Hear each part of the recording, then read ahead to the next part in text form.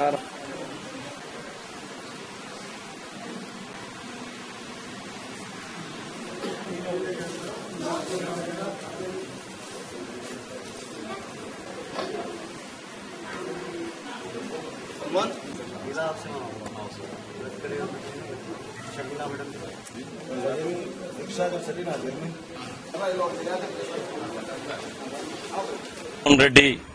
आप जनता का आवाज से जेल में है।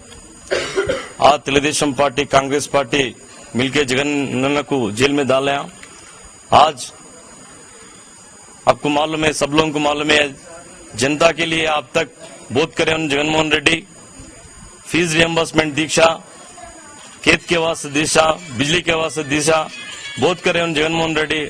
आज भी जनता के वास्ते जेल में आप अंडरस्टेक में बैठे। आज बाबा शरीफुद्दीन के पास आया, दरगाह प्रार्थना कर रहे हैं, वो दुआ के लिए बाबा को मांग रहे हैं।